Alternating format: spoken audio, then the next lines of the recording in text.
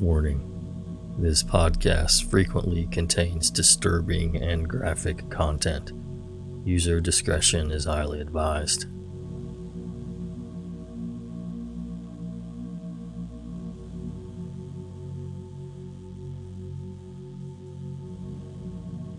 Hello again, Nightmare Society. A big welcome to our newest official members of the Nightmare Society online campfire.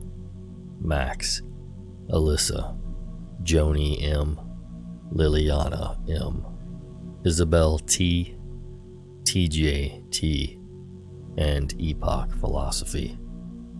Thanks so much for showing your love for the podcast, guys. It's so much appreciated and helps keep this thing going. And welcome. Another huge thank you goes to user FranticSledder for sharing their story with us tonight. As per usual, don't forget to follow us over on Instagram at Nightmare Society Radio, and you can find the online campfire at patreon.com/Nightmare Society. And if you're interested in merch, we have that on nightmaresociety.threadless.com, and you can find all of those links in the show notes.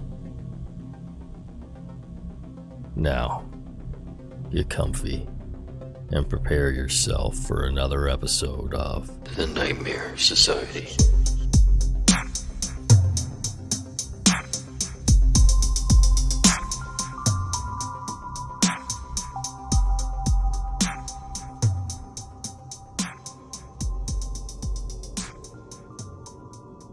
My fiancé and I threw a dinner party one time to celebrate his mom completing chemotherapy.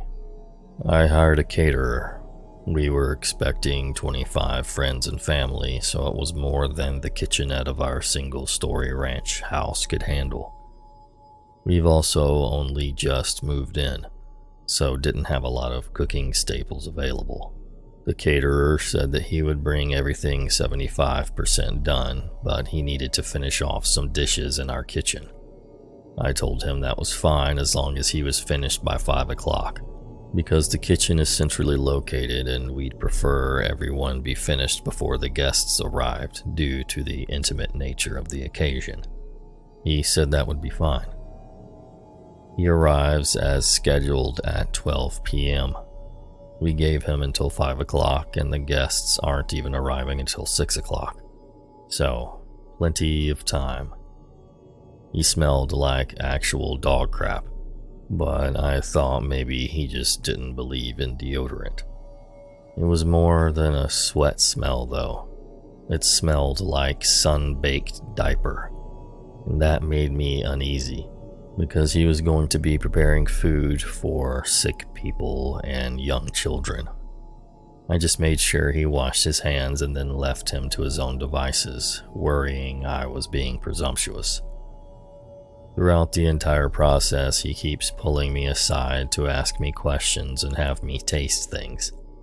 I was super busy because my husband had to work during the day and pick up the surprise guest right after. So setting up the deck, decorating, putting together the slideshow equipment, coordinating the surprise guest. We flew her sister in, and I had to make sure she got an Uber at the airport and her hotel had worked out, etc. And just a million other little details. So every 10 minutes being asked things like, "Do you prefer this with paprika or without?" "With is fine, whatever you think." "Taste it, to be sure." Was getting old when he was still there at 5:45. After 2 gentle reminders, I flat out told him I needed him completely out by 6 o'clock no matter what. He apologized and said there had been a delay because our oven wouldn't stay up to temperature. I had never had a problem with our oven before, but I figured he's the professional. Maybe it was a subtle problem. A little before 6 o'clock rolls around, a few of our friends start trickling in. I decide to tell him whatever's done is done and whatever isn't he should just put in the fridge. But he's nowhere to be found. I go out on the deck to ask my friends if they'd seen him, and he's out there. alcoholic beverage in hand, out of his chef whites and now in a t-shirt and jeans, mingling with my friends. I walked out just in time for him to introduce himself to my cousin-in-law as a good friend of mine. Nope, too weird for me. I met him in person for the first time barely 6 hours ago. I told him he needed to leave. Now. So he goes inside and gets his bag and makes a beeline for my bedroom. I'm taken aback. I say, "Excuse me? Where are you going?" And he says, "To change." So first of all, we have a guest bathroom clearly visible. Second, why can't he wear a t-shirt and jeans home? I tell him I'm not comfortable with him going into my bedroom, but he insists it'll only be a second and goes in and shuts and locks the door. I couldn't even get a word out before he went in and felt helpless. I was going outside to ask one of my friends to help me usher him out, but at that point my fiancé got there with my aunt-in-law. I had to explain the situation to him, nearly in tears at that point. And he was like, "What? You went in the bedroom? Why?" So he pounded on the door. And the caterer came out, still in a t-shirt and jeans. And my fiancé said, "You shouldn't be in there. You need to leave." And the caterer says, "Excuse me. No, this is not your house. It's not up to you to decide." And my 6'4", 260-pound fiancé tells him, yes, actually it is his house, and puts a hand on his back and guides him to the door. The caterer says, "I thought she was the one who lived here," pointing to me. And he says, yes, my fiancé lives here with me. And the caterer goes absolutely nuts. He turns to me and screams, "You lied to me, you bitch." I have no clue what he's talking about. He starts yelling about how I led him on and calling me a bitch some more. I don't know who he thought the man in the pictures with me around the house was. But my fiancé says, "Oh no, you won't talk that way in my house. Find the door." And the caterer goes in the kitchen and starts throwing the trays of food out of the refrigerator and onto the floor. At that point, my fiancé realized two of his brothers, both currently offensive linemen at the college level, had come in and were on the deck. He signaled to them and they came inside, and he basically said, "This guy is harassing us." Since they're a family of all boys and my fiancé is the first to get married, they don't get to flex their protective muscles too often, and jumped at the chance to toss this guy out. The party then went on as planned, but I insisted we just order pizza and throw out all the food he made. My fiancé and friends kept asking, "Isn't that a bit much?" But I was insistent. We went out late drinking with his brothers and got home around 3:30 in the morning and passed out in our room. At around 5 a.m., I was woken up to the sound of the door opening. I figured either we forgot to lock the door in our drunken stupor and it blew open, or one of his family forgot their keys or something in the house and didn't want to wake us up. His parents and his local brother both have a key.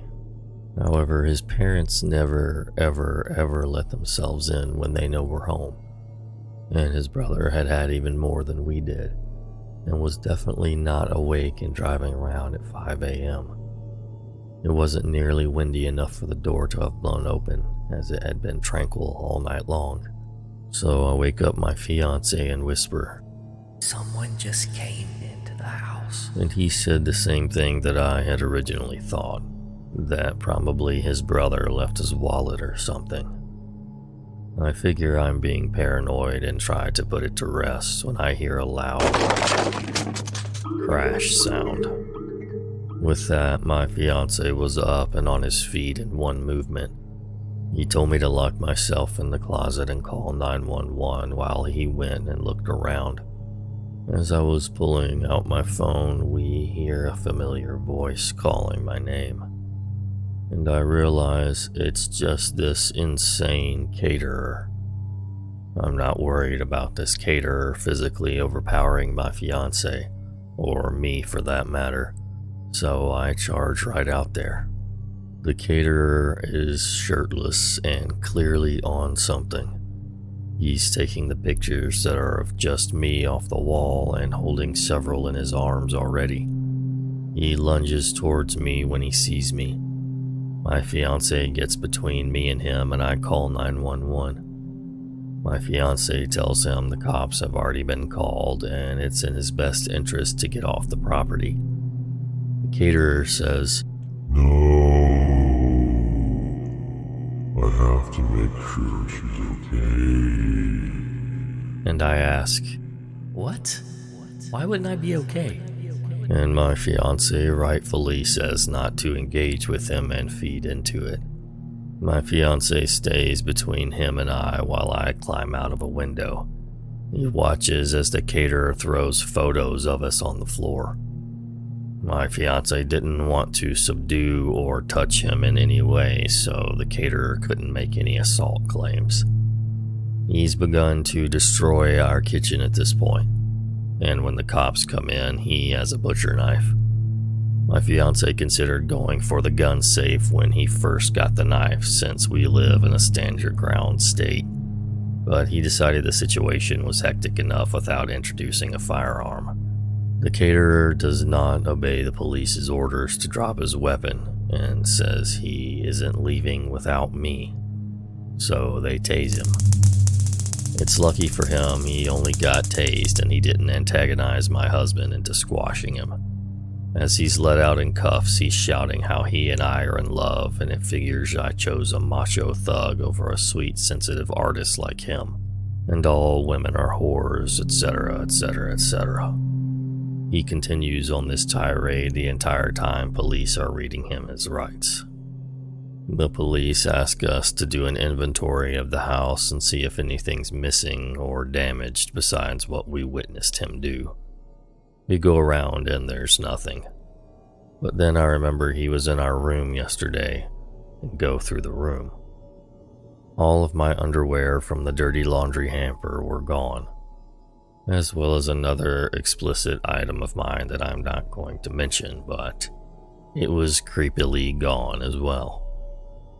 We were so freaked out in the aftermath that we replaced all of our kitchenware, toothbrushes, sent our sheets to be professionally cleaned, and had a cleaning crew do a deep clean on the whole house.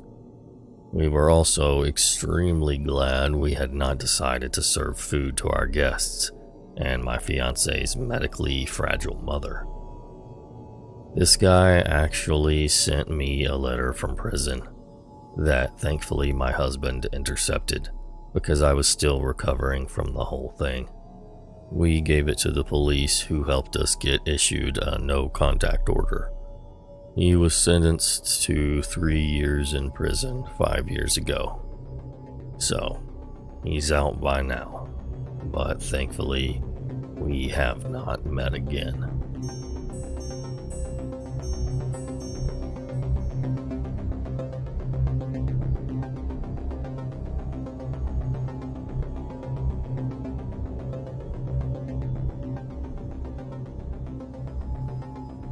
When I was 13, the dawning of a new millennium took place on New Year's Eve.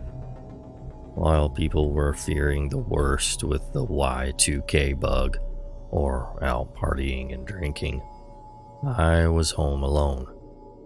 In 1996, my parents had split up, and from there they divorced, and my mother and I moved across the country, from Oregon to Tennessee, with her best friend.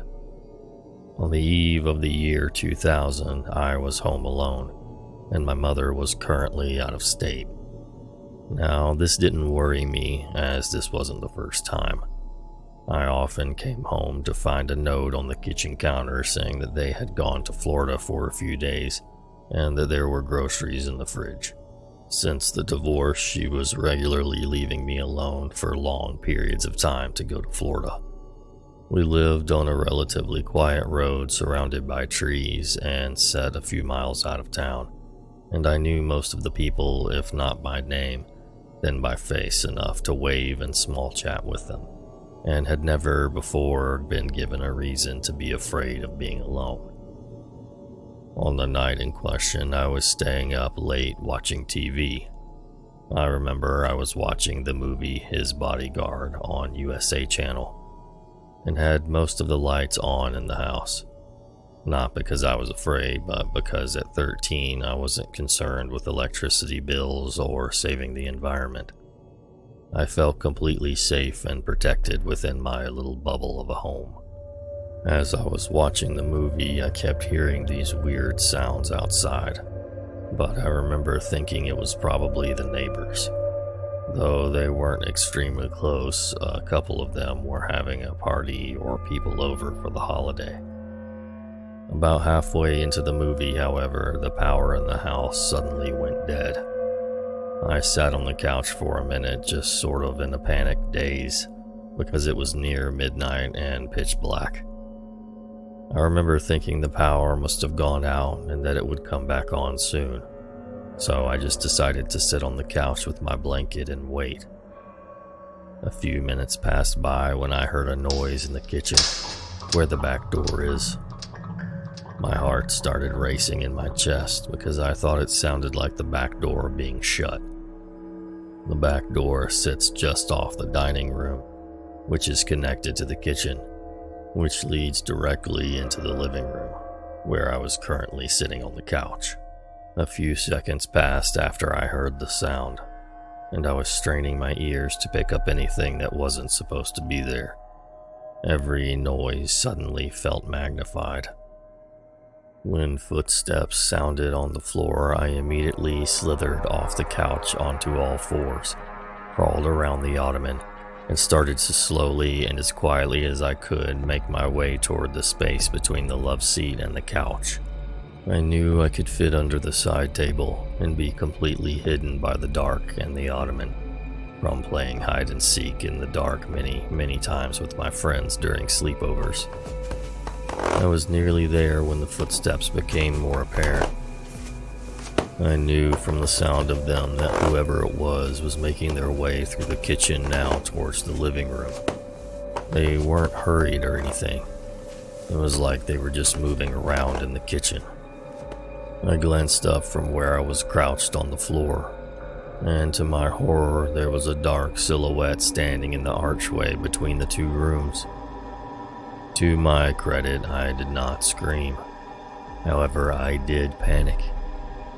I stood immediately to my feet from my hiding spot and ran down the hallway, and I believe the only reason I wasn't overcome was because the person chasing me had to get around the ottoman in the dark to follow me.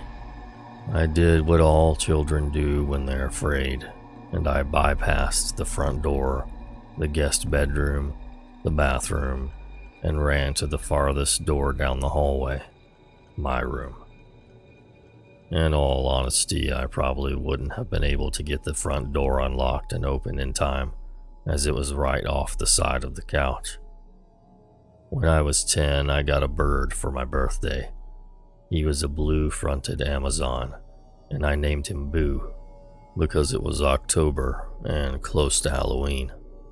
Boo had a large iron cage. It could have been metal, but very large, sturdy, and like 6 feet tall.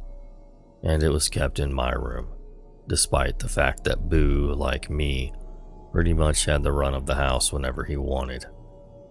This information will become relevant later in the story. As I ran into the room, I slammed the door shut and locked it.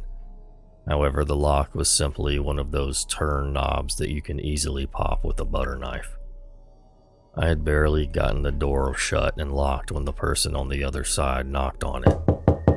I have no idea why they knocked, if they did it to mock me or to scare me, but I knew in my heart that my little lock was not going to keep whoever it was on the other side out of my room. It didn't keep my mother out when we were arguing, and it wouldn't stand up to brute force. I was panicking, on the verge of tears, when the person started laughing. It was low, quiet, and because of that, it was even more frightening. It wasn't like manic laughter, but as if they were genuinely amused. It was a laughter that really frightened me, and I started heavily, hysterically crying and looking around my room to figure out what I could do. That was when I realized Boo's cage would fit almost perfectly between the door and the wall of my closet. The cage moved quietly on my carpeted floor, but as I pushed it into place, it scraped against the door and alerted whoever it was on the other side that I was trying to barricade myself in, because suddenly they threw themselves at my door, and you could hear the sound of the wood splintering and the door handle being twisted violently. Boo, who had been stirred by the movement, awake, began literally screaming and flapping his wings. I might have screamed with him, but honestly, I don't remember screaming at all. I just remember being extremely scared. Terrified, I crawled under my bed/couch. It's a bunk bed with a futon on the bottom, metal, and waited. Several minutes passed, and the person eventually stopped attacking my door. Boo continued screaming even after he had stopped.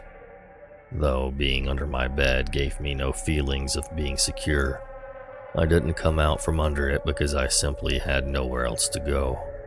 I thought about trying to go out the window, but I was afraid he might expect it and therefore be waiting for me on the other side. And it was also several feet off the ground, as the house was built on a raised foundation. I remember laying under my bed, terrified, for what felt like hours. I must have fallen asleep because I awoke the next morning to daylight. The fear of what happened came back to me as soon as I registered where I was and why, and scared that whoever had been in my house might still be there. I decided to crawl out the window and run to a neighbor's house since it was daylight outside, and therefore I felt less afraid.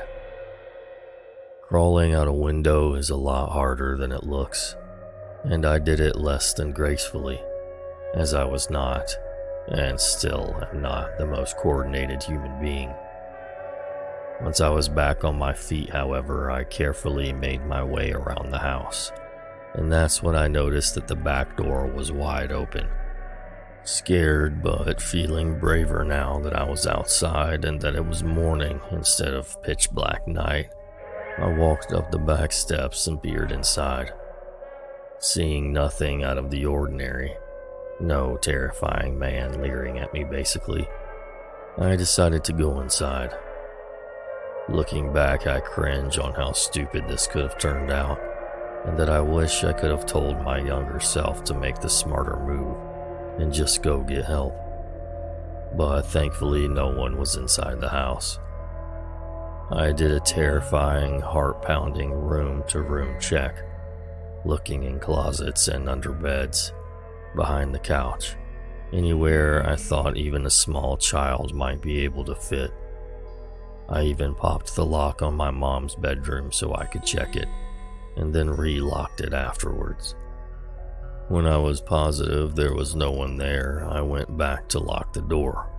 I had left it open in case I needed to escape quickly. And I noticed that the breaker box on the opposite wall was open. The main switch had been pulled. I flipped it back on, locked both locks on the back door, checked all the windows and front door, and then called my mom, where I once again broke down crying hysterically. She called a co-worker who came and stayed with me the entire day as she drove back. My mom still took random trips to Florida after that, but I always went with her from then on forward. So terrifying, laughing, crazy person that broke into my house on New Year's Eve. Please, let's never ever meet again. And I sincerely hope no other young girl had to meet you either. I don't know if you were just some drunk visitor of a neighbor, but you terrorized me that night. I was afraid of being alone when my mom was working, and to this day I still get scared when I'm home alone. Overthink what I would do if someone came inside, and where I would hide. When my cats make noise out of nowhere, I immediately investigate for fear it's someone trying to get in.